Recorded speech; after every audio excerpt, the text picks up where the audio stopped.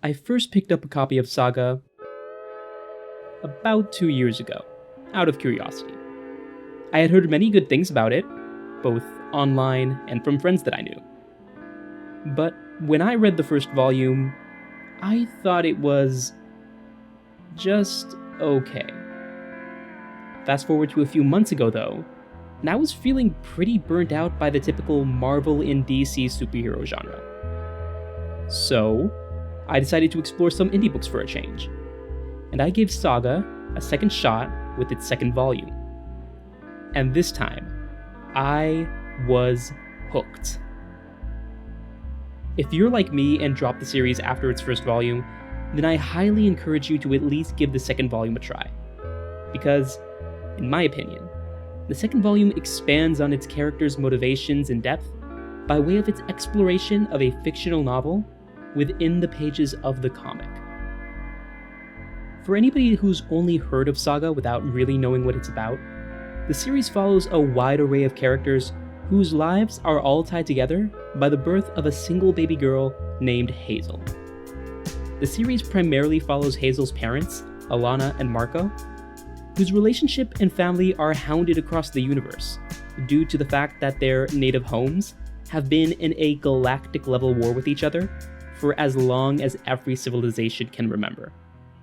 There's Landfall, Alana's technological home planet of winged citizens, and its moon, Wreath, Marco's homeworld of magic-wielding, horned inhabitants. The overarching narrative between the Wreath-Landfall war in Saga uses a lot of tropes and binaries to communicate to the reader that there are, in theory, essentialist reasons why these two groups of people do not get along. There's the classic clash of aesthetics between technology and magic, the chasm of language between the two races, which makes the act of othering their opponent far easier by removing any chance of both sides feeling any empathy for each other, and even the subtle allusion to the fact that having a war between people with wings and people with horns seems eerily familiar to a war between angels and demons. Heck, even the High Council of Wreath refers to their cause in this war as the narrative, as if to say, this is the way it's always been, and so this is the story we will perpetuate ad infinitum. All of this is meant to give us a sense of just how ingrained the animosity between these two cultures is, before revealing the fact that two soldiers from both Landfall and Wreath have run away together, fallen in love, and started their own little family. Alana, Marco, and their daughter Hazel. And as you may guess, the birth of this one child sparks a long domino chain of events that inevitably come back to haunt the family in some way, shape, or form. Ranging from hell-bent bounty hunters, to royals seeking redemption, to reporters tracking down the story of the millennium. And so, seeing as how this union between Alana and Marco has essentially cracked the foundation that this galaxy has been built on for centuries, it makes a lot of sense to want to take a look at what the root cause is for this dramatic shift in mindset between these two characters. A single book titled A Nighttime Smoke.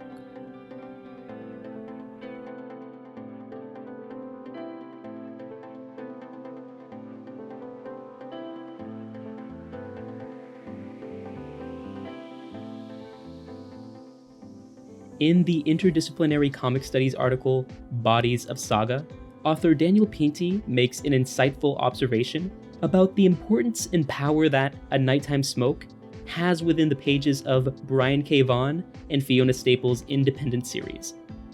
In this science fiction comic, which represents various advanced technologies and a range of media for transmitting messages and narratives, it is striking how large a role this cheap paperback plays in transforming lives and driving the plot. What I love so much about this quote is that it recognizes the impact that books can have on the lives of others, while also overlapping with the same thoughts I had on how A Nighttime Smoke is presented in the story of Saga.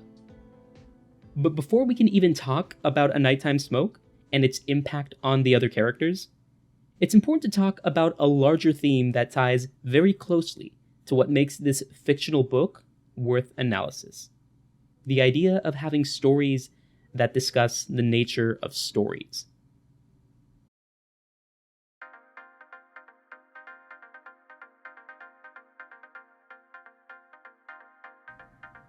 Now, having the characters within a plot engaging with other books within the pages of their own novel is nothing new in literature. Oftentimes, when the books they're reading are actual copies of literature that exist in our real world, this can put the character within a certain light for the reader, that ultimately makes them more interesting and fleshed out.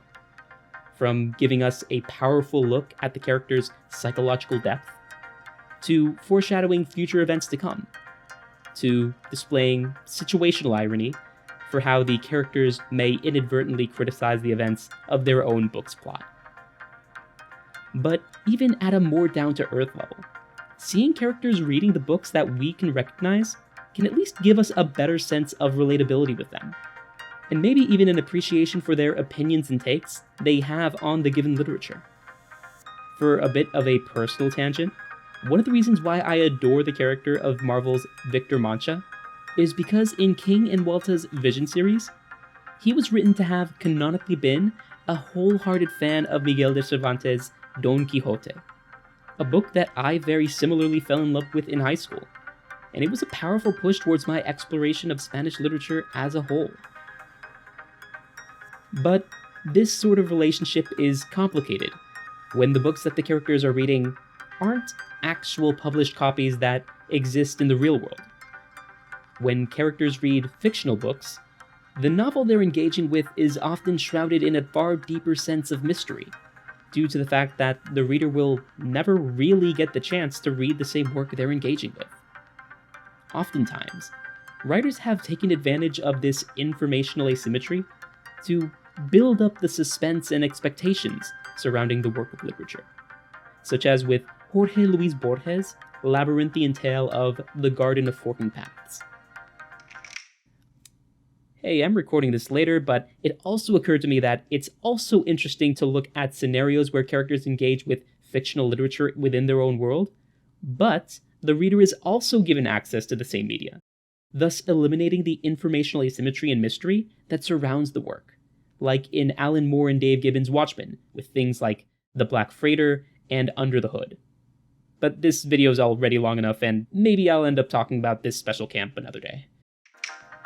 But overall, seeing characters engage with books, whether they exist in our world or not, is most always worth a closer look, because these scenes where characters read, react, and respond to the books they encounter are almost always meta-literary critiques and comments from the author. And Brian K. Vaughan and Fiona Staples' use of A Nighttime Smoke within the pages of Saga is no exception.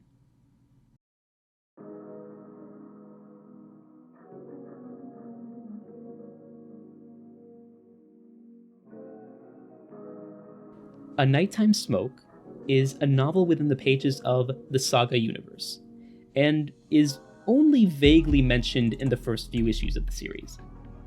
However, after some bits and pieces of both text and hearsay about the book over the course of several issues, we eventually learn that the novel is, at a surface level, a romance piece of pulp fiction detailing how an upper-class heiress of a mining company falls in love with a working-class rock monster.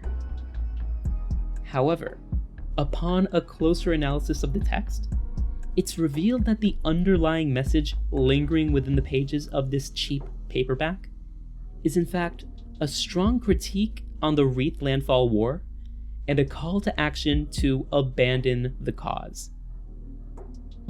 Now, if the general structure of the plot as a love story between two people from vastly different worlds who've gone on to run away from the problems of their society sounds familiar, then you'd be right to conclude that this fictional pulp romance novel is in fact a meta-literary reference to the overall story of Saga. And this conscious relationship between A Nighttime Smoke and the characters of Alana and Marco is often alluded to in other ways as well, by way of things like Saga's 15th issue, which parodies the cover of the pulp novel, and the fact that every time a character mentions a chapter from the fictional book, it just so happens to line up exactly with Saga's issue number.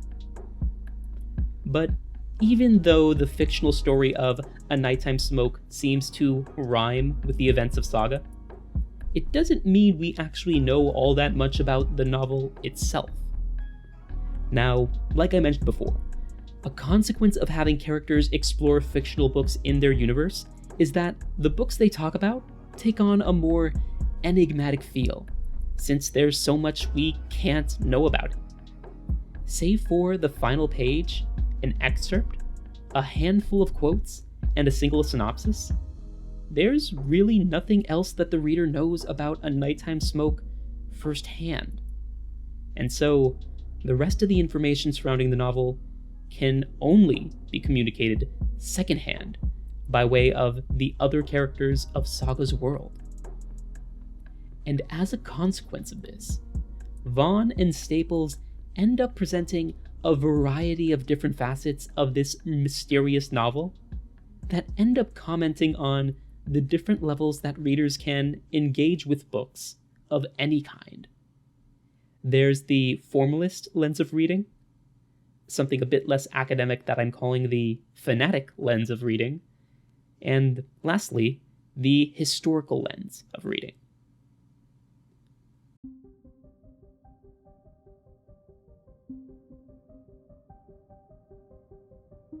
Prince Robot IV first picks up a copy of A Nighttime Smoke after being tasked by his father to hunt down Private First Class Alana and the Wreath prisoner she escaped with.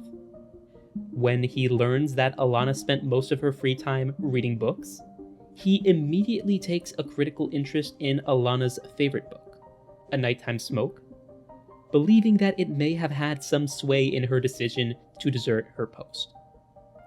From here, Prince Robot reads the seemingly lowbrow novel for himself and forms his own opinion on the book. It's important to note that Prince Robot essentially has no stakes in the book and its plot. He's only reading it for the utilitarian purpose of gleaming some larger message from its text, and so his engagement with the novel seems largely impartial and unbiased. He's capable of recognizing that the novel has a layer of depth to it, but he seems overall dispassionate about the message, and so he doesn't seem particularly affected by having read its text. So, when Prince Robot eventually states outright that the book is a treatise on radical pacifism, a compelling call to inaction, this is seen as an objective analysis of the text in the eyes of the reader. He's essentially just picked up the book, read its contents, and come to the conclusion that this is the central message of the novel, without considering anything else other than the text in front of him.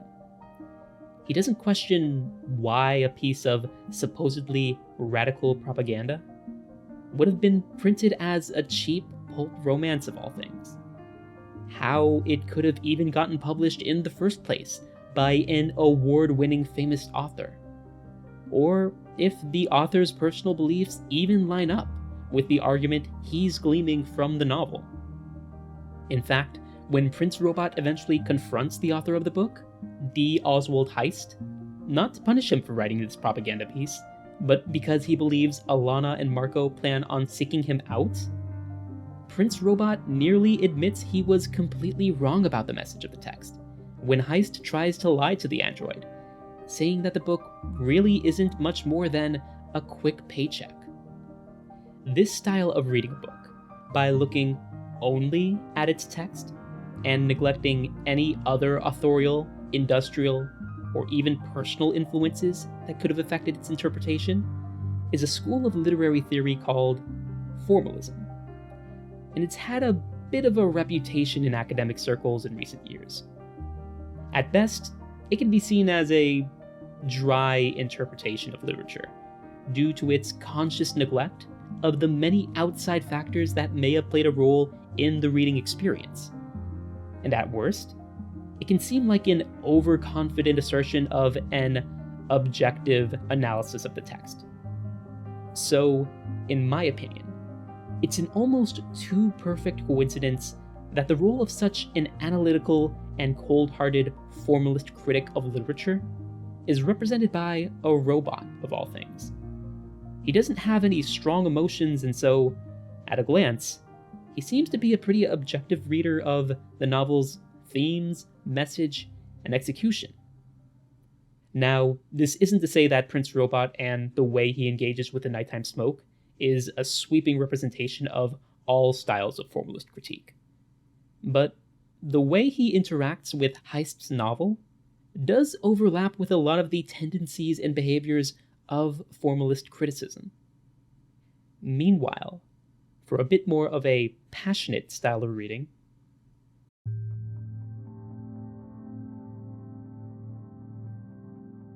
Alana and Marco, on the other hand, are more representative of what I'm calling a fanatic lens of reading. This isn't a formal school of thought in literary theory, so I'll try to clarify what I mean by the fanatic lens. It isn't to say that Marco and Alana only appreciate A Nighttime Smoke for its superficial plot, or that they don't see the subtext underneath it. They clearly understand the text and the call to action that Heist is trying to convey. But what varies from Prince Robot's formalist lens is how they engage with and treat the text. In stark contrast to the aforementioned Prince, upon reading the novel, they most always express an intensely emotional reaction. The story and its fictional characters affect them and inspire them as they interact with the novel. The moment Alana finishes Heist's book, she immediately begins to gush and go on about how she loves the novel for how subversive and enriching it was with her co-workers. But for as much as she loves the text, she also feels a desperate yearning for others to read it as well, so that she can have catharsis and release all of this inspired energy. Meanwhile, when Marco engages with the book, he goes on about how he feels the text and its content speaks to him personally. The story is important to him and his feelings, and gives him a sense of feeling seen and recognized by way of its plot and themes. This fanatic style of reading that I'm trying to express openly recognizes and welcomes the emotional and affective elements that come with any reading experience, a stark opposition to the detachment often found in formalist criticisms. Now, I recognize that referring to this style of reading as a fanatic lens has its problems. This interpretation I'm trying to articulate is by no means trying to characterize fandoms as a whole. It's more so meant to describe the style of reading where the reader is authentically invested in the text, openly expressive about their thoughts on it, and curious about collaborating with others for discussion. However, the characteristics of fanatic reading carry their own issues as well. From Alana and Marco's reactions, they immediately laud the novel and its author as unappreciated genius. But it's this appreciation for the text that puts them just a bit too devoted to A Nighttime Smoke, and leaves them to neglect some of the flaws or issues that this idolization may have. And this response to the emotions felt from reading can be complicated even further when the reader actually gets the chance to speak with the author of the text. And this brings us to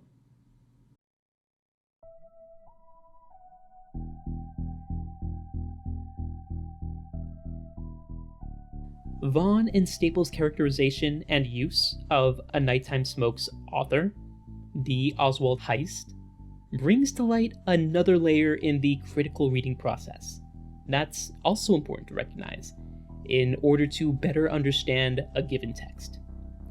Exploring the author's life, belief, and motivations, as well as the general social context that the story was written under, can serve as another, and especially common, way of reading a text. As we learned firsthand from Heist, he had lost both his first wife and his son to the war, the former as a casualty in a bombing attack, and the latter from the psychological trauma he was left with from his service. From this biographical context, it certainly contextualizes the central plot of A Nighttime Smoke as an overall call to escape the destructive perpetuity that Heist believes society has fallen into, especially since he all but admits that this was his only motivation for writing the novel.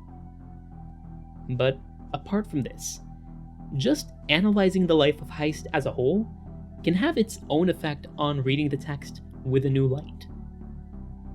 If the fact that this piece of pacifist literature was printed in the form of a romance novel struck you as odd, it's made pretty mundane in the fact of Heist's generally eccentric personality, which can also give credence for a reader to interpret the text as being a sort of avant-garde form of subversive literature, on the basis that Heist doesn't play by the rules like other writers.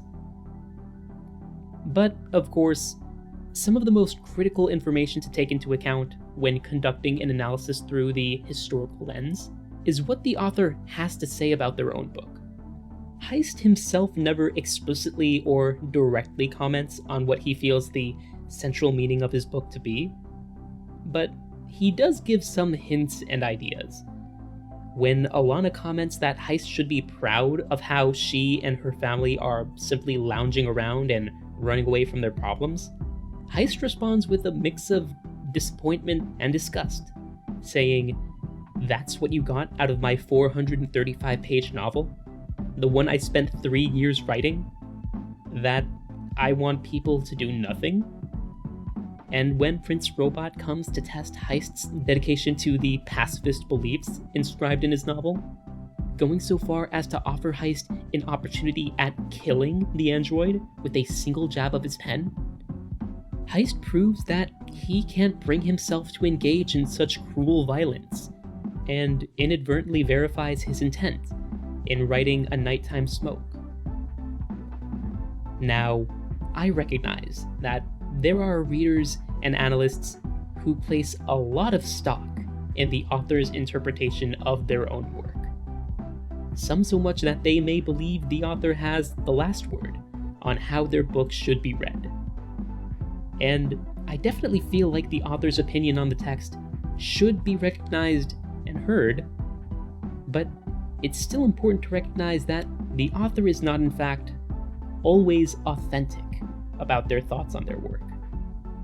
We can certainly gain a lot of insight about some of the motivations and themes from a work by what an author has to say about it, but it should by no means be the final deciding factor in determining the significance of their work. And, at least based on the lines that Vaughan and Staples give Heist, it seems he'd likely be in agreement with this style of interpretation of his work. Now, we've taken a varied look at what the characters of Saga have to say about A Nighttime Smoke. So, let's start talking about what the authors of Saga have to say about the book.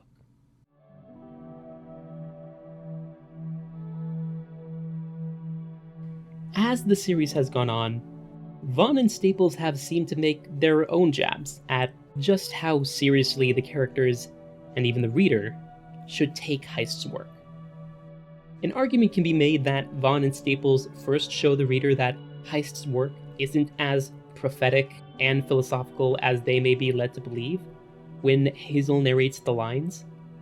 The advice to kill your darlings has been attributed to various authors across the galaxies, and Mr. Heist hated them all. Why teach young writers to edit out whatever it is they feel passionate about? Better to kill everything in their writing they don't love as much, until only the darlings remain.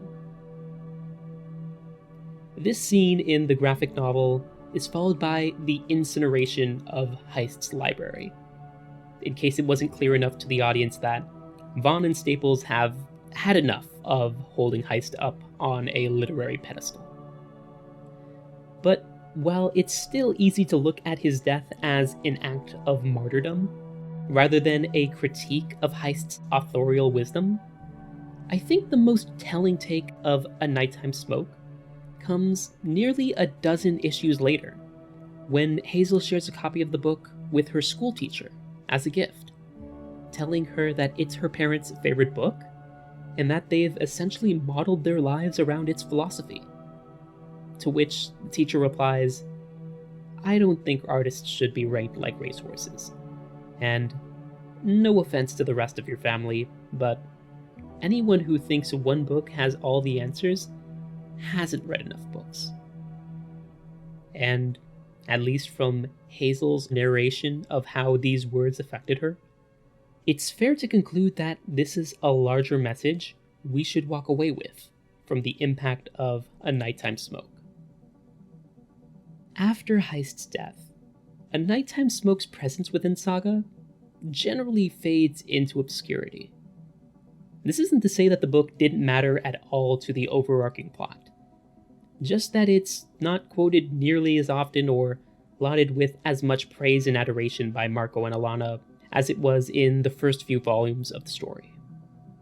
It's still mentioned in passing here and there, but it's not taken nearly as seriously, or when it is, it's often annotated with some comment reminding the characters that, while it may have changed Marco and Alana's lives forever, it is by no means a piece of literature that is exempt from scrutiny and flaws. And I feel that this shift in tone of A Nighttime Smoke speaks to a more general maxim about the literature that can shape our lives as a whole. I'm sure that many of you watching this right now can think back to some single book, movie, or piece of media that you felt forever changed your life. Some work of art that, if somebody were to write your biography, would be used as a momentous marker to delineate between how your life was before this work of art and how your life was after it. For me, my Nighttime Smoke was John Milton's Paradise Lost. And while I certainly hold it close to my heart for how it changed my worldview, it is by no means the single work of literature that I've built my life around. And I feel that that's a general message that Saga speaks to with its use of A Nighttime Smoke. A lot of time in literature, when there's some icon or general plot device that serves to forever change the lives of the story's characters, readers and analysts will cling to that single device and uphold it as the core of the entire story's message. I certainly felt that way when Vaughan and Staples first introduced A Nighttime Smoke. I thought it was going to be some subversive work of art within the pages of the comic that characters would spread like gospel, and little by little, we'd hear more quotes and excerpts from this avant-garde piece on pacifism. But then Vaughan and Staples killed Heist, burned his library, and gave the sobering reminder that while this man and his book are undoubtedly important to the lives of this one family, it is by no means the most important book in all the universe. It changed the lives of Alana and Marco, but it doesn't necessarily have to change the lives of everybody else. In fact, upon rereading Saga in preparation for this video, I came to realize that it could be argued that there really isn't anything uniquely special about A Nighttime Smoke to inspire Alana and Marco to abandon the war and get to know each other better. Their connection with the book seemed to have sprouted more from a humble appreciation for interesting literature than anything else. For as much as they recognize that Heist is criticizing the war in his book, they also discuss other larger themes involving the characters and quotes of the book. It's no coincidence that Alana refers to their reading sessions as book clubs, rather than something more rebellious and revolutionary. They're just two young people who've fallen for the same cheap pulp romance novel. And it's happened to have served as just the excuse for them to have a far more empathetic look at the humanity and relatability that their warring sides can have for each other. Overall, there are a wide variety of takeaways and observations to be had from taking a closer look at the role and function of this single, seemingly inconspicuous love story within the pages of Saga. It serves to reveal the very humble relatability of the characters, demonstrate the different dimensions that can come with understanding the same piece of text, and interrogate the reactions that readers can have from neglecting to take a more critical look at the media that they fawn over. And while there are certainly many other aspects of Saga to appreciate and discuss, A Nighttime Smoke just so happened to be what got me interested in the series. So I thought I'd try my shot and try to join Alana and Marco's little book club and share my thoughts on Heist's book. This has been Mel from New Comics. I hope you've enjoyed the video.